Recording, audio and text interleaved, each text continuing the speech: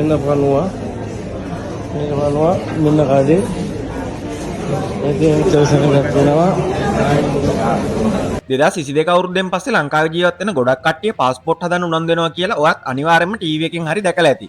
Passport හිගයක් එනවා කියලා බය වෙලා පොලිම් වල දවස් ගණන් ඉඳලා පාස්පෝර්ට් හදාගත්ත ගොඩක් කට්ටිය යාළුවෙක් කැරලවන්නවත් එයාපෝට් එකට ගිහින් නැතුව ඇති. කොහොම හරි පාස්පෝර්ට් හදාගන්න එක කොච්චර අමාරු වැඩක්ද කියලා හදාගත්ත කට්ටිය දන්නවා. අමාරු කියන්නේ ගිහින් හති දාගෙන මහන්සි වෙන්න ඕන වැඩක් නෙමෙයි. ඒත් මුළු දවසක් මේ වැඩේට වෙන් කරලා රස්තියාදු වෙලා කට්ටක් කාලා තමයි පාස්පෝර්ට් හදාගන්න හරි අලුත් කරගන්න හරි වැඩේ කරගන්න පුළුවන් වෙන්නේ. එහෙම පොලිම් වල ඉන්නේ නැතුව ටක් ගාලා වැඩේ කරගන්න පුළුවන් විදිහේ ප්‍රීමියම් පැකේජස් ඉෂුව කරන කට්ටියත් පාස්පෝර්ට් ඔෆිස් එකේ ඉස්සරහා ඉන්නවා කියලා අපි ටීවී වලින් එහෙම අහලා තිබුණාට වැඩිපුර ගාණ කියදම් කරන්න පගාව දෙන්න අකමැති කෙනෙක්ට මේ ප්‍රීමියම් පැකේජ් එක කොහොමඩවත් හම්බෙන්නේ නැහැ. ඉතින් පාස්පෝර්ට් ඔෆිස් එක ඇතුළට ගිහින් ඩොකියුමන්ට් ටික බාර දීලා වැඩේ කරනකල් බලන් ඉන්න පැය ගාණ ඇතුලේ බඩගින්නක් 30ක් ආවොත් එළියට දුවලා කාලා බීලා එනක කරදර නිසා මොන හරි කන්න බොන්න පුළුවන් ආපන ශාලාවක් පාස්පෝර්ට් ඔෆිස් එක ඇතුළෙම තියෙනවා. රජයේ ආයතනයක් ඇතුළේ තියෙන කැන්ටින් එකක් නිසා ඒකේ තියෙන කෑම වල ප්‍රමිතිය පිරිසිදුකම ගැන මිනිස්සු හොයලා බලන්නේ නැහැ. අද අරන් ආවේ කැන්ටින් එකකින් කෑම ගත්ත මිනිස්සෙක්ට වෙච්ච බත් කන එකත් එක්ක එපා වෙන වැඩක්. මේ වීඩියෝ එක බලලා ඉන්නකෝ.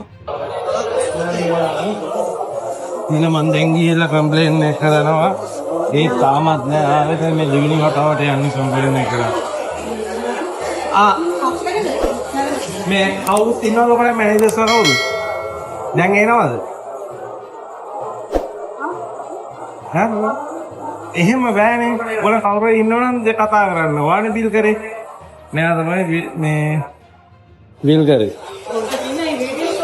නෑ ඉතින් මේක මෙතර මිනිස්සු කොහොමද එනවනේ. ඔයත් පැහැදිලි ගන්නවද? නෑ මට මොකද්ද මම වැරද්දක් කරලා නෙමෙයිනේ. ඔයා කොහොම මම වීඩියෝ කරනනේ කෑම එක වීඩියෝ කළා කොහොම ඔයා තාම දැන් මෙතනලා කතා කරේ නෑනේ. දැන් මම කොතර හරි ඕගොල්ලන් කෑම එක තියාගන්න අපි යන්න. මෙන්න මේක මෙන්න පණුවා මේක පණුවා මෙන්න කඩේ ඉතින් රෙජිස්ට්‍රේෂන් නම්බර් එක මෙච්චර සෙනගක් වෙනවා මෙන්න ගහලා තියෙන බෝඩ් රජයේ නිලධාරි මේ තියෙන කඩේ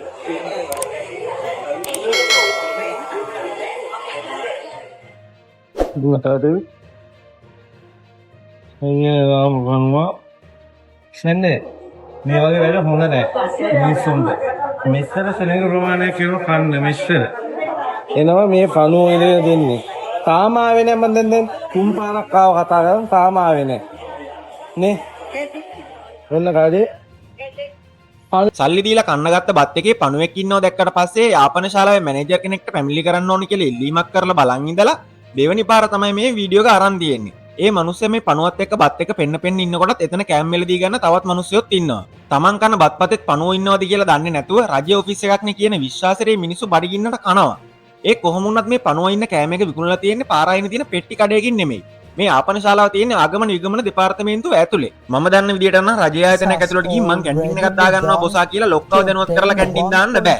එක එක ආයතන වලින් ගත්ත සාතික බර ගාණක් පෙන්නලා ආගම නිගමන එකෙන් අවසර අරන් ටෙන්ඩර් දාලා තමයි මේ විදියට කැන්ටින් එකක් කරන්න අවසර ගන්න පුළුවන්. මිනිස්සුන්ගේ ඇඟිලි සලකුණ පාවා චෙක් කරන પાස්පෝර්ට් ඔෆිස් එක ඇතුලේ මෙච්චර අවසර අරන් දාලා තියෙන කැන්ටින් එකේ පණුව ඉන්න විදිහක් තියනවද? විදියක් තිබිලා නිසා නෙමේ පණුවෙක් ඉන්නේ.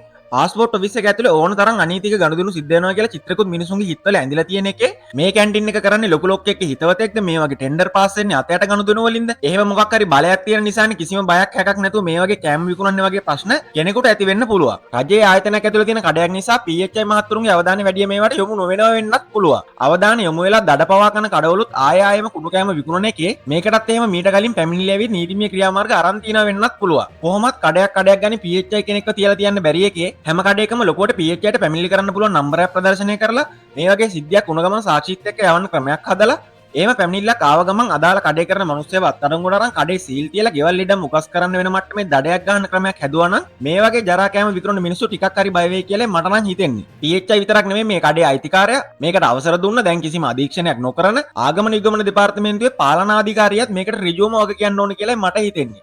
මේ ගැන ඔයාට හිතෙන්නේ මොකක්ද?